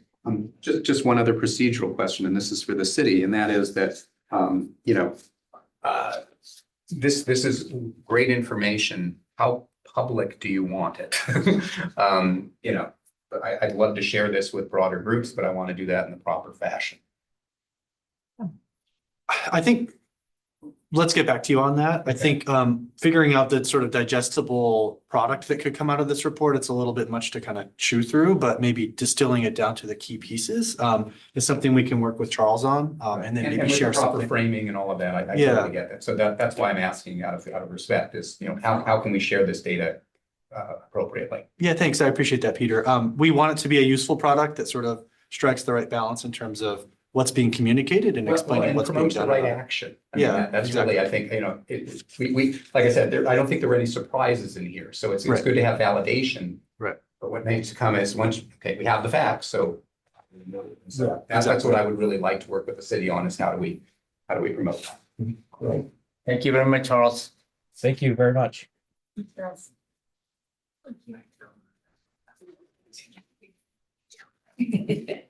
Moving on to, thank you. Item 7.4, 7.3. Sorry.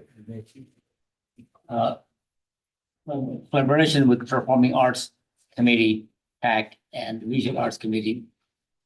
Presentations from PAC and Visual Art Committee staff liaisons on downtown related committee work plan items and possible areas for collaboration and coordination.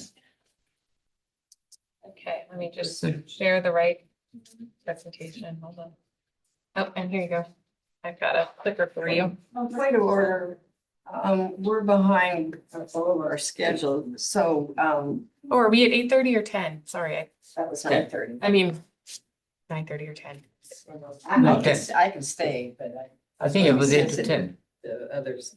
8 to 10. This particular meeting was scheduled from 8 to 10. 8 to 10. Generally, it's 8 to 9:30. Okay, all right. I take back my comment. Okay, thank you. You promised to be brief. Yeah. No, it's fine. I just don't want to stop talking. No questions. Okay, I know most of you, but I'm Kirsten Hines. I work with Amanda on the economic development team, and my focus is more broadly kind of citywide and working on the facade grant and other small business grant programs, and then I'm the staff liaison to the visual arts committee. So we're kind of just talking about like generally what the Visual Arts Committee, and then Teresa will talk about the Performing Arts Committee, what our focus is right now. And the goal is kind of working, doing more collaboration across our committees. So just like you guys, the VAC does an annual work plan, and this is kind of the summary of focus points for VAC. So we have percent for art policy. This is a council policy that designates 2% of specific capital improvement projects to public art. We have the Center for Performing Arts exhibits. So every year, the VAC, we put out a call for artists and select up to 8 artists to exhibit at the Center for Performing Arts. And so we talked about the 2 people the person who's exhibiting now, I think Laura Hewitt, and then Alina Mukina is going in this month. And then we'll be selecting this next year's set of artists next week. And then we have temporary art programs, depending on funding. So I think in 2018, there was a program called Sidewalk Studio where some of the city utility boxes were painted. And then we have the Bullard Beautification Project coming up. So we've been working through some kind of contracting issues, but we'll be having a few of the Bullards on Castro Street. So those brown cement balls that will be painted by artists that were selected by the VAC. And then just partnerships in general. After this, Teresa and I are going to a luncheon with SV Creates. They do municipal roundtables where we get to talk with our colleagues in other cities working on art projects, learning about what their focus is and policies and programs that they're doing so we can get ideas and collaborate. So the percent for art policy, so this is the council policy, so it applies to like parks, buildings, the underpass project that's going to happen on Castro and Ringsdorf. It'll apply to those things. And since 1987, we've had over 40 pieces commissioned. I think it was at 1.1. It was originally adopted at 1%. Now it's 2%. Here's some examples of the Center for Performing Arts exhibits. So we've been doing this for over 30 years. So some of the pictures on the left are from the exhibits that happened in the 90s. And then these are more recent images. So it's like all types of art. Basically everything has to be hung up, but a variety of like painting, photos, textiles, different things. This is just some examples of art around the city. I think so the earlier years of the visual arts and public art, there's more like sculptures. So the things at City Hall, those are put in the 90s, and then like the Ringsdorf Community Center, that's more recent. There's more like painting and kind of different variety of types of art in the city. And then we do get like this Berlin Wall is something that was donated to the city. So occasionally, I think there's only been a few pieces, but there's things that the city will accept as a donation too.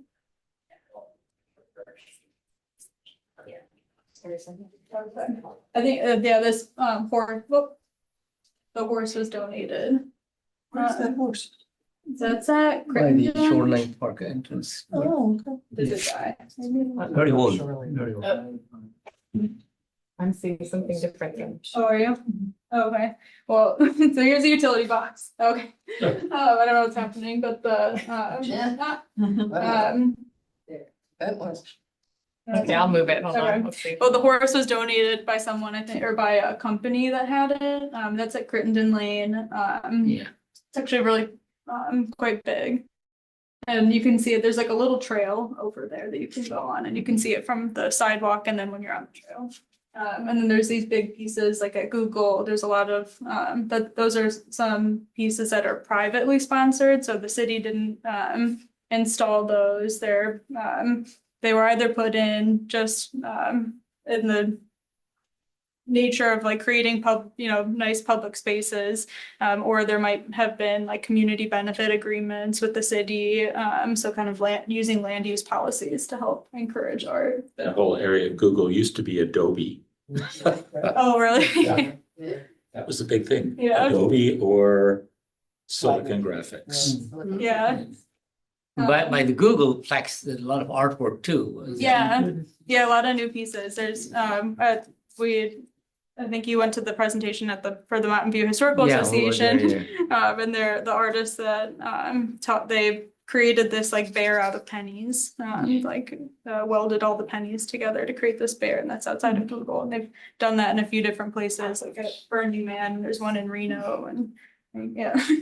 But yeah, here's some art in parks. So the chickens, I think Wyandotte Park was a chicken farm at one point, and so it's an ode to the history of the area. And then there's like some functional art pieces in parks. I think generally the goal is to have them be functional, so kids can like play on them or you can sit on them, whatever. And these, that's Village at San Antonio. This is an ode to Shockley, the semiconductors. Yeah, I don't know, someone will know. It was a chocolate lab. Yeah, Shockley Lab. So the lab that was at the Village of San Antonio. And there's a lot of pieces that represent kind of things that have been in Mountain View, things that are currently existing. And then here are some examples of things that you'll see soon. So at the Ringstorff Aquatic Center, on the left, there's these restored mosaic fish were actually on the old building. I think there were a few more, but some of them they couldn't actually restore.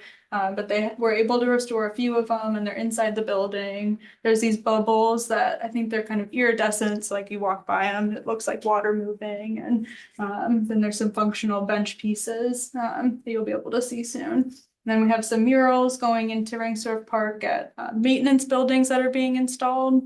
And then at Evelyn Park, there's going to be a very tall butterfly sculpture. It has like see-through panels, so you can see the light coming through it. And then for a little bit during the day, there will be LED lights that are kind of dimly lit to make the butterflies glow.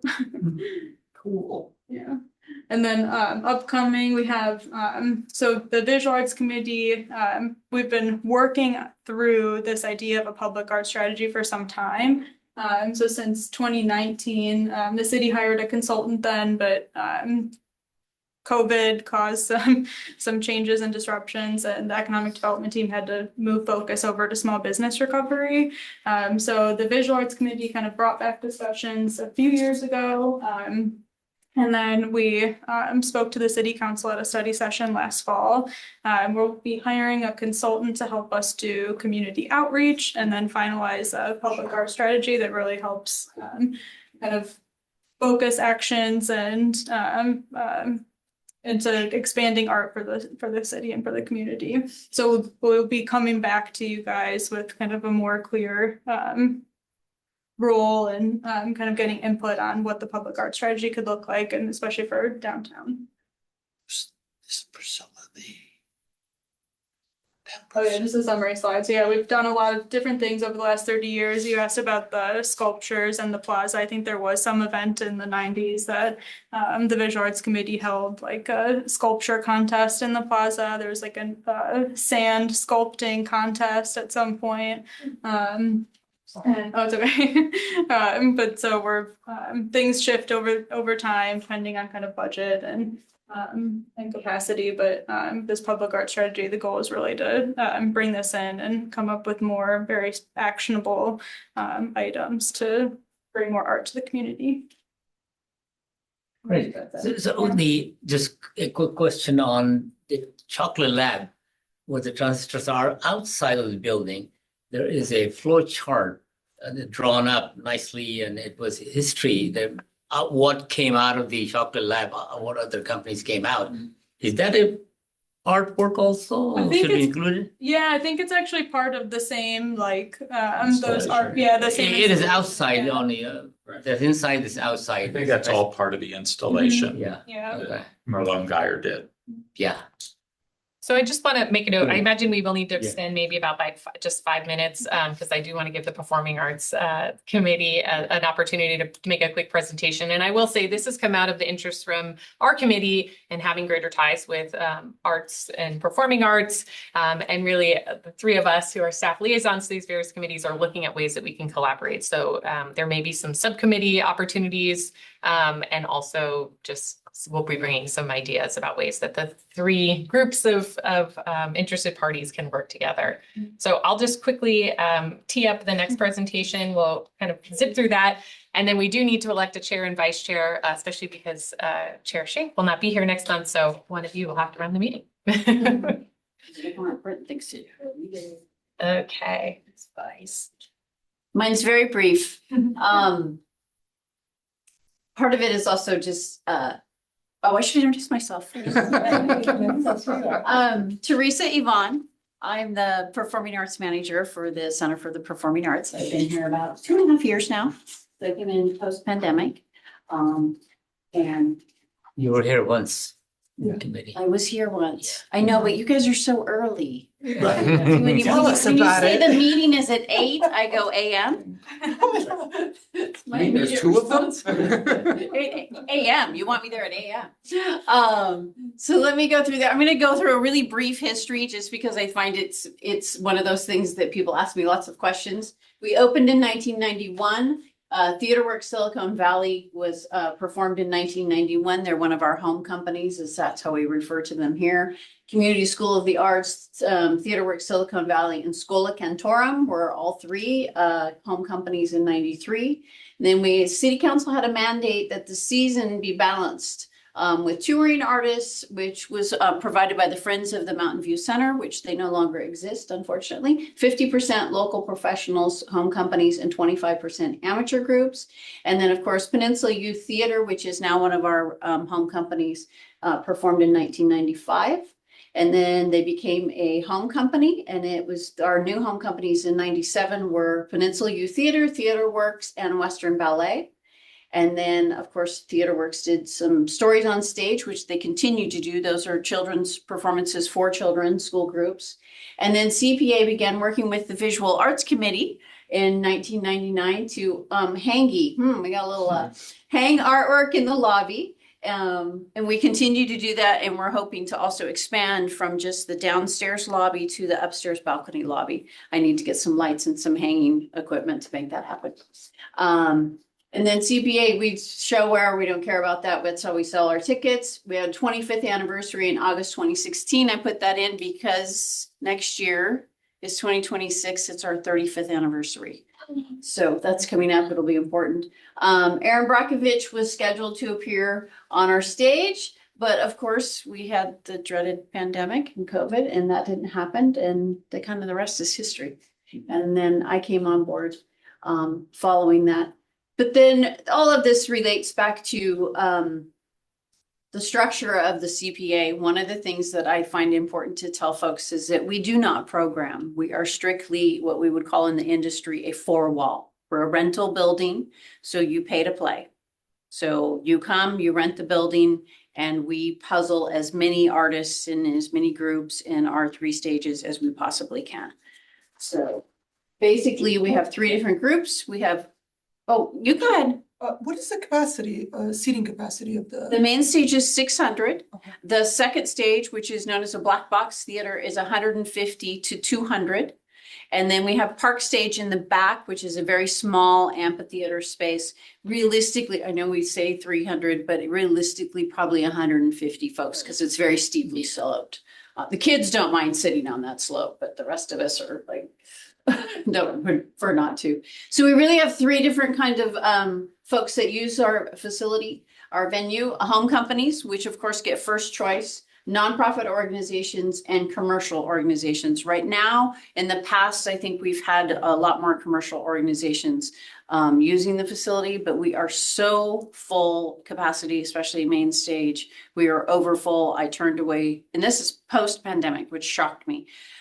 First year I was here, we turned away 4 organizations for the main stage. This last year I turned away 12. I don't have the dates available for them. Important to point out that when I say dates, I should say primary dates, because most folks do not want to use the venue, performing arts venue, during latter June, mid-June. It's kind of, that's not primary. July and August, we're kind of quiet. But the rest of the time, it's dog eat dog. Everybody wants it. So Performing Arts Committee, our work plan for fiscal year 24-25. Ongoing work items, of course, is the role of us, the CPA, in the economic vitality of downtown and the support of the revitalization, because I love the downtown. And discussion of possible collaborations with the Downtown and Visual Arts Committee. National Arts and Humanities Month, we always do a proclamation, and annual home company presentations. The home companies are a program of the Performing Arts Committee. So ongoing review of second stage. We're going to be doing that this coming up here. I lost a committee member to council, so now I got to replace. So if anybody knows anybody wants to be a committee member for the Performing Arts Committee, I'd appreciate letting your friends know. We'll be reviewing second stage for a reduced fee, kind of a grant program that we've had in the past, but we were not very transparent about it, so people didn't really know about it. So we're going to be very transparent about it, get that out. So the second stage is slightly underutilized and could be used more, and I think of it as an incubator space because of its size. It's just a perfect space for someone who isn't looking to fill 600 seats. You know, it looks lovely when there's 100 people in there. It's also really nice for small presentations, things like that. Yeah, It's yeah. a great space. It's a very nice, it's a very multi-purpose space.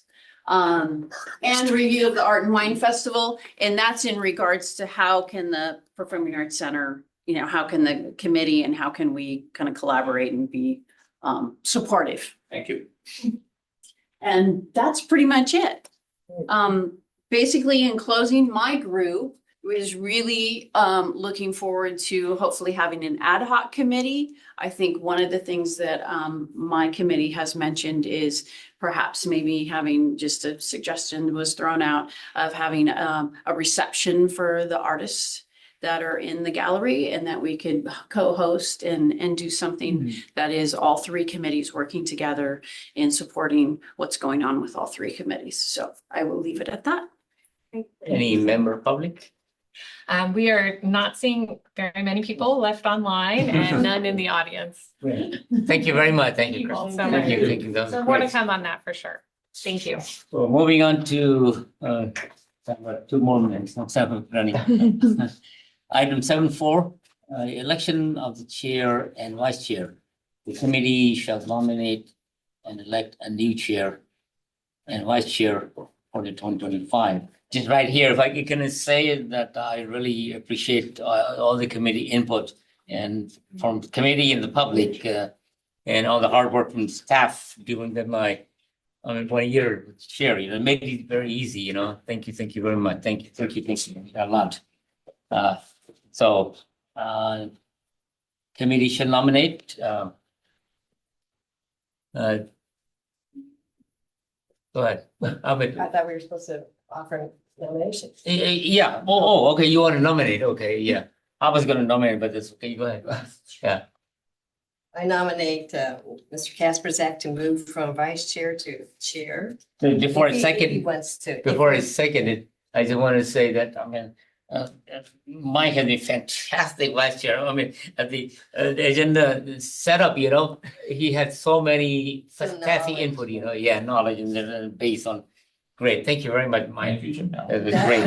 I'll second. That's assuming that you want to do it. Yes, I am happy to serve again. And to continue to serve. In discussion, anything? No? Well, if we're on public comment, I just want to thank you for all that you have done. Oh, thank you. Thank you. Great chair and have been very instrumental in everything that this committee has done. So thank you. And thank you also for all that you do in the community and all the walks that you do and for throwing down the gauntlet on terms of the competition on Castro. Yeah. Thank you, Peter. Thank you. Yeah. So, and let's take a vote on that one. And all in favor? Aye. Any opposed? Any abstain? No? Great. So, And election for the vice chair. Nominations open for the vice chair.